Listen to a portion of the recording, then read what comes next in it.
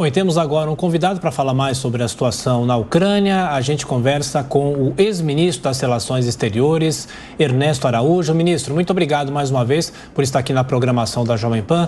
O senhor, inclusive, ontem deu uma declaração que gera, obviamente, uma preocupação. O senhor acha que o presidente da Rússia não vai parar na Ucrânia, pode avançar por mais localidades? O senhor fala de um enfraquecimento, né, do Ocidente nesse momento. Essa geografia, ministro, inclusive o avanço das tropas da Rússia sobre Kiev, é um avanço muito rápido. O que é possível esperar? O que nós temos de se vislumbrar desta guerra que começou nesse meio de semana e vai avançando? Muito obrigado, ministro.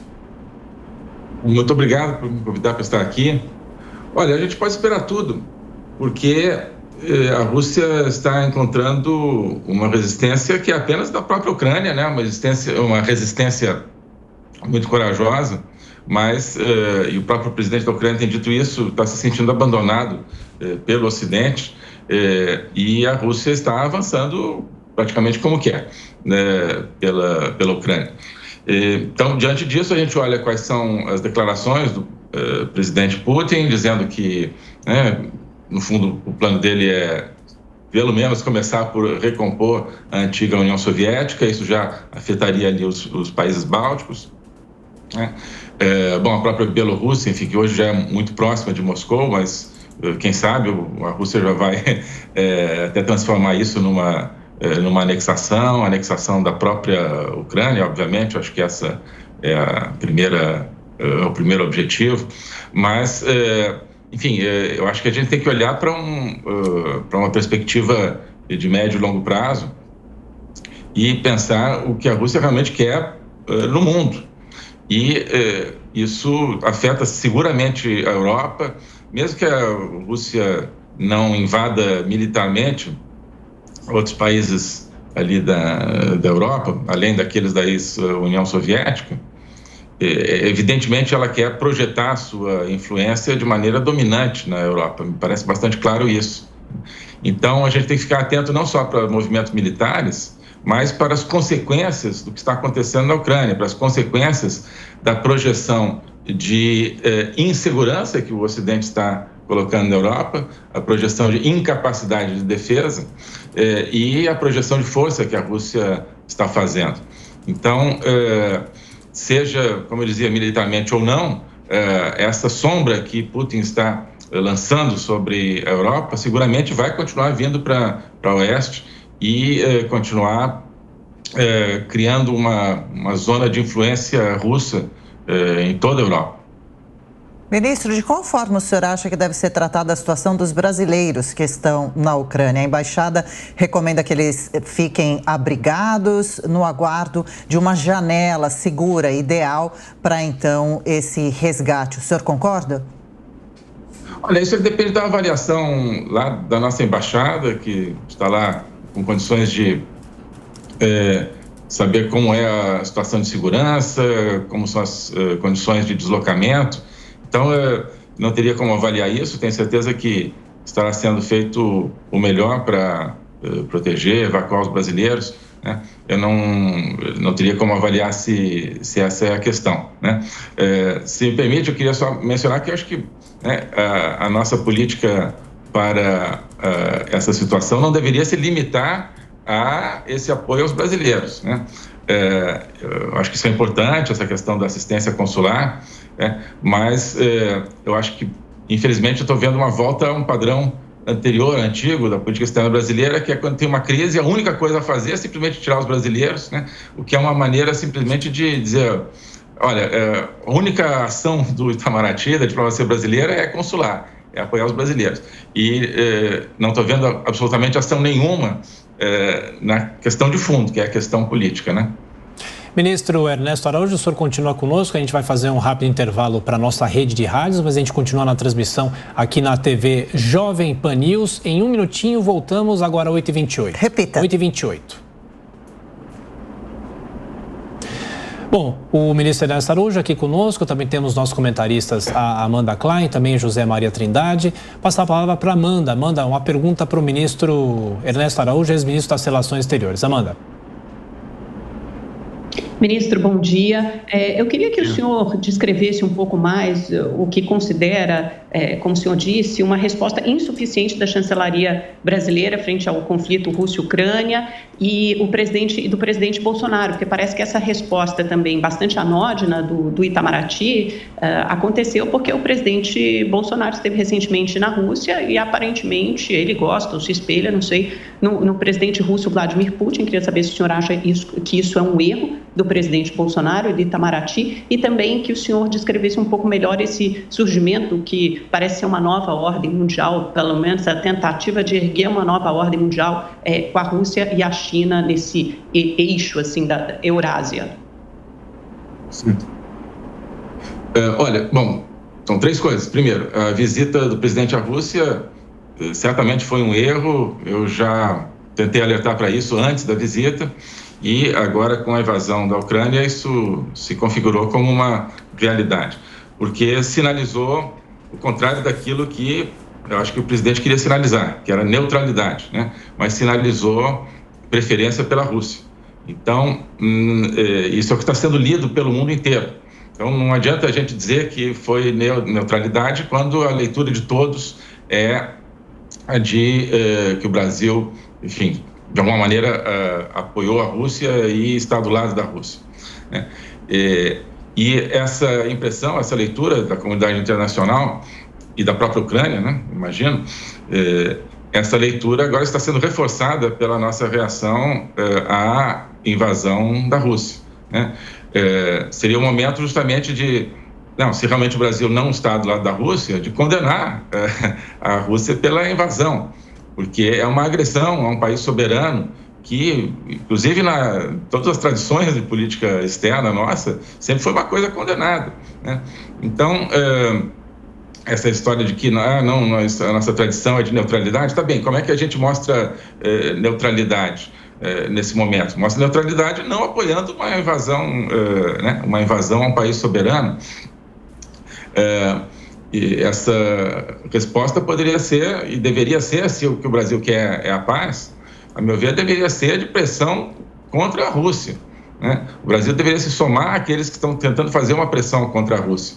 Se a Rússia não sentir nenhum tipo de reação negativa, por que eles vão retirar suas tropas? Por que eles vão parar de... Ministro, só um segundinho, nós vamos voltar agora para a nossa rede Jovem Pan, a gente segue continuando com o ministro. 8h31 agora. Repita. 8h31. Ex-ministro Ernesto Araújo continua conversando conosco. Que o senhor continuasse a resposta a Amanda Klein, falando sobre a postura brasileira em relação a isso, por favor. Então, a resposta agora, desde anteontem, a invasão da Ucrânia, está simplesmente se somando à impressão de que o Brasil está do lado da Rússia. Porque existe um país mais forte atacando um país mais fraco. Se a gente diz, olha, não vou comentar, simplesmente quero paz, simplesmente a gente está deixando que a situação prossiga. Se o Brasil realmente quiser trabalhar pela paz, hoje o que ele precisa é colocar pressão sobre a Rússia para que a Rússia retire as suas tropas e deixe de agredir a Ucrânia, né? E a preocupação, então o terceiro elemento que a Amanda perguntou, que eu acho que o Brasil precisa ter, não é simplesmente com a ruptura da soberania da Ucrânia, mas justamente com a ruptura que pode acontecer no mundo todo, né, em relação ao avanço do totalitarismo, porque a Rússia é um país que é aliado próximo da China, são dois países que estão deixando claro que querem uma posição hegemônica no mundo, e essa posição não será uma posição de construção de democracia, nem de construção de liberdade, será uma posição totalitária. E isso a gente vê muito claramente aqui na América Latina, porque o Foro de São Paulo, que está avançando, que está conquistando governos em praticamente todos os países da América do Sul, ele é apoiado, é um aliado da Rússia e da China. A Rússia e a China promovem os regimes comunistas, os regimes totalitários que já dominam a Venezuela, que estão avançando em toda a região, Peru, Bolívia, Chile, em parte Argentina. Esse é o retrato do mundo russo-chinês que nós vemos aqui na nossa região, né? Quer olhar o mundo, como é que ele será dominado pela Rússia e pela China? Olhamos para a Venezuela. Esse é o retrato. Sua pergunta agora, José Maria Trindade. Muito bom dia, ministro. Ministro, eu confesso que eu também fiquei surpreso com essa posição do governo brasileiro, né? Mas eu entendo que há uma estratégia por trás disso. Não é omissão, é um posicionamento do governo, já é um posicionamento do governo. O presidente Jair Bolsonaro teve a oportunidade de se colocar. Ontem ele censurou o vice-presidente Hamilton Mourão, né, e falava exatamente nessa linha do senhor, mas é um momento diferente. Eu entendo que está sendo criado ali um novo eixo e que o Brasil poderia embarcar nessa nova situação. Não seria isso, não? Olha, espero que não, né? Espero que não. Porque o eixo Rússia-China, que aliás está sendo preparado há muitos anos, né? Isso tudo está acontecendo, não é de hoje. Né? Essa ideia de uma criação de uma nova ordem sob uma hegemonia russo-chinesa já vem de muitos anos. E eu espero que não seja a ideia do presidente, imagino que não seja, porque não tem nada a ver com os valores que o presidente sempre propagou, de liberdade, sobretudo, né? Será um mundo totalmente sem liberdade, um mundo totalmente obscuro, né? Um mundo, né, dominado por forças totalitárias, com sociedades fechadas, com sociedades de controle. Isso aí é o mundo do eixo Rússia-China, né? Agora, se a ideia é que o Brasil realmente passe a fazer parte desse eixo, do qual fazem parte também Irã, que é um país que promove terrorismo, do qual faz parte, obviamente, a Venezuela, que é um país que a gente conhece bem. Enfim, acho que aí é uma opção totalmente desconectada dos valores dos brasileiros e dos valores que o presidente sempre advogou. Ministro Ernesto Araújo, uma leitura que muita gente vem fazendo é em relação ao governo dos Estados Unidos, de que Biden seria um presidente fraco e por isso que houve essa invasão. Uma coisa tem a ver com a outra, o senhor concorda com isso, discorda? Qual a sua posição, por favor? Olha, a gente tem que olhar os fatos, né? A Rússia fez aquela pressão sobre a Ucrânia e tomou a Crimeia durante o governo Obama, né? Durante o governo Trump, a Rússia não repetiu esse tipo de ação. E agora, no final do primeiro ano aí do governo Biden, eles tomam essa ação extrema aí de invadir a Ucrânia e certamente vão tentar anexar a totalidade da Ucrânia, né? Então, talvez haja um padrão, talvez não haja, mas me parece que várias decisões da administração Biden, digamos, enfraqueceram a mão de cartas que os Estados Unidos têm para jogar, sobretudo as decisões de abandonar o fracking, né, o gás de xisto, e outras decisões de abandonar combustíveis fósseis, que deixam os Estados Unidos, que estavam numa posição de autossuficiência energética, agora numa posição de vulnerabilidade. Isso é apenas um aspecto, né? Eu acho que toda essa ênfase da administração Biden apenas na questão de clima, né, como se essa fosse a grande questão internacional, isso também mostra uma desconexão com a realidade, porque a realidade é isso que a gente está vendo aí, que vocês estão mostrando, é tanque atravessando fronteira e violando soberania de país, né? Então, a questão do clima é uma questão que, inclusive, acho que surgiu no cenário internacional, grande parte como uma cortina de fumaça para a diminuição do poder das democracias e o aumento do poder dos totalitarismos, né? Porque é uma questão que enfraqueceu economicamente o Ocidente, fortaleceu economicamente a China e, dessa maneira, o eixo russo-chinês. É uma questão que desviou a atenção do tema central da democracia e, portanto, enfraqueceu a mão de cartas, como eu dizia, que o Ocidente tem para jogar.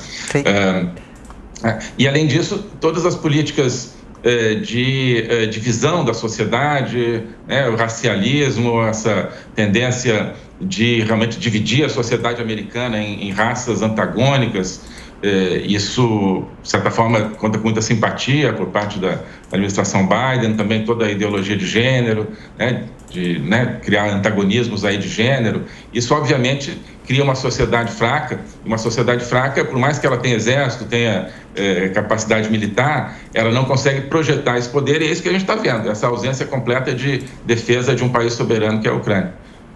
Bom, conversamos com o ex-ministro das Relações Exteriores, Ernesto Araújo. Mais uma vez, ministro, obrigado pela gentileza, pela atenção, bom trabalho, até a próxima.